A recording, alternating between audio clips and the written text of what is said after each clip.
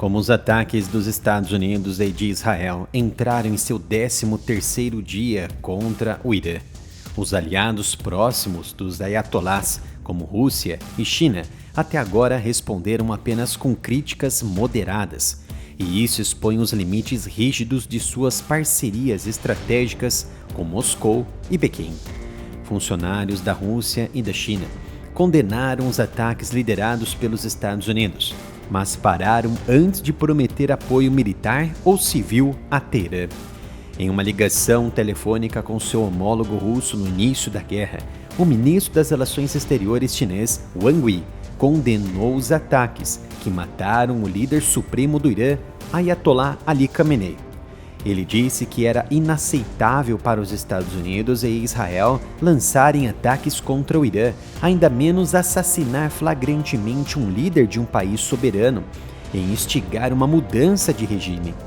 O ministro das Relações Exteriores da Rússia, Sergei Lavrov, que está atolado em sua invasão da Ucrânia, emitiu uma declaração aberta, dizendo que os atos de agressão violavam o direito internacional e os princípios fundamentais da Carta da ONU e estavam desestabilizando a situação em toda a região. Mas Donald Trump deixou claro que a operação de combate dos Estados Unidos no Irã continuaria até que todos os objetivos fossem alcançados, potencialmente se estendendo pelas próximas 4 ou 5 semanas. Apesar da declaração oficial da China ser fortemente condenatória, inclusive qualquer agressão contra o novo líder supremo, Mojtaba Khamenei, não se observa o governo da China tomando ações concretas para apoiar Teherã. Trump e Xi Jinping haviam discutido uma série de questões, incluindo o Irã, durante sua última ligação telefônica em 4 de fevereiro. Existe uma viagem programada de Trump para a China, mas não se sabe se acontecerá de fato por causa da guerra no Irã e os riscos que ela traria. Pequim pode buscar concessões em questões mais diretamente relacionadas aos seus interesses, como Taiwan e comércio, em troca de sua mensagem significativamente atenuada sobre o Irã. Ou seja, Pequim se manteria afastada do Irã, em troca receberia concessões americanas relacionadas a chips e principalmente pela possibilidade alarmada de invasão a Taiwan. New Tankin, uma conta de mídia social com ligações à mídia estatal chinesa amplamente vista como um porta-voz do governo de Pequim, escreveu no início da guerra que o Irã não tem aliado real, acrescentando que mesmo nações mais próximas priorizarão seus próprios interesses nacionais sobre tirar Teherã da crise. A postura contida da China em apoiar o Irã militarmente não é nova. No ano passado, Pequim criticou os ataques americanos e israelenses contra o Irã, mas não forneceu apoio material para Teherã. É importante observar que a China também apoiou sanções econômicas lideradas pela ONU e endossadas pelos Estados Unidos contra Teherã antes do acordo nuclear JCPOA, lá de 2015, como forma de pressionar o Irã a assinar o acordo encabeçado por Barack Obama.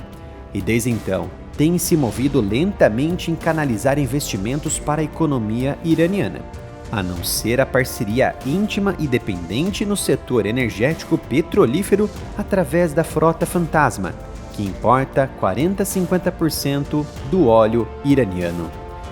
No rescaldo da captura pelos Estados Unidos do ex-líder da Venezuela Nicolás Maduro em 13 de janeiro, Pequim condenou o uso flagrante de força e pediu a Washington a parar de violar a soberania de outros países.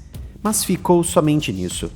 A China fez muito pouco além de oferecer essas palavras de condenação. As reações da China à intervenção americana na Venezuela e agora no Irã mostram que uma parceria estratégica com Pequim fica muito aquém de uma aliança militar, ou mesmo uma garantia de apoio militar diante de uma ameaça existencial da agressão ou guerra dos Estados Unidos. Destaca-se o aparato militar de ponta chinês transferido para Caracas nos últimos anos, principalmente radares Y-27A, integrados à rede de defesa aérea da Venezuela, que não conseguiram detectar nem reagir de forma eficaz à incursão americana. Já em relação à Rússia, a situação é diferente. Envolve aparatos muito mais extensos, acordos militares com Teherã, que se tornou um parceiro estratégico, militar, econômico e comercial-chave nos últimos anos, desde o início da guerra na Ucrânia. O Irã se tornou um fornecedor vital de drones e mísseis militares para a Rússia, desde que sua invasão em grande escala da Ucrânia começou lá em 24 de fevereiro de 2022. A Rússia temerá a perda de outro ponto de apoio no Oriente Médio, pois o colapso do regime do Irã seguiria a perda de outro aliado regional, a Síria, após a queda do regime de Bashar al-Assad em dezembro de 2024. Apesar da condenação do Ministério das Relações Exteriores russo aos ataques ao Irã, nem o Kremlin, nem o presidente Vladimir Putin falaram publicamente sobre a situação. A realidade é mais difícil do que parece para Moscou.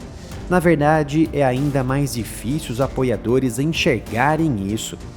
Se a Rússia não apoiou a Venezuela e não está apoiando o Irã, há algo muito de errado. E mesmo assim, há apoio econômico e político de simpatizantes para as ações de Vladimir Putin.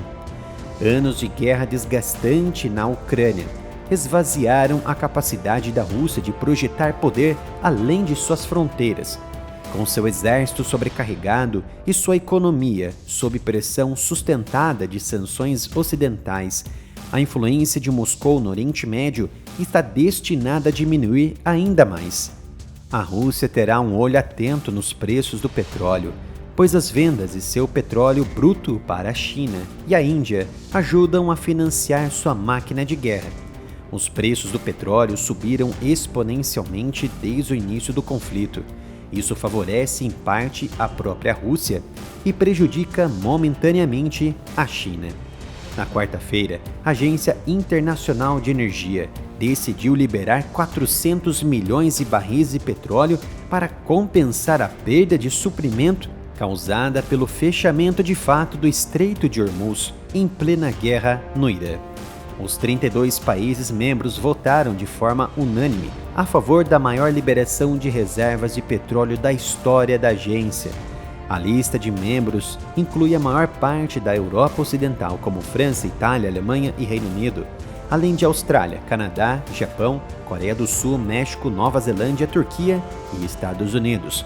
O Brasil ainda é considerado um país em vias de adesão. As conversas entre a Ucrânia e a Rússia, visando encerrar a guerra de 4 anos, parecem ter feito pouco progresso nas últimas semanas. Atacar o Irã também é vista como ferramenta útil de Donald Trump para enfraquecer diretamente a China e a Rússia. Garanta sua camiseta exclusiva das operações militares em todo o mundo e a queda de Ali Khamenei pelo site reserva.inc/área militar ou apoie meu trabalho pela chave Pix, canal aramilitaroff@gmail.com.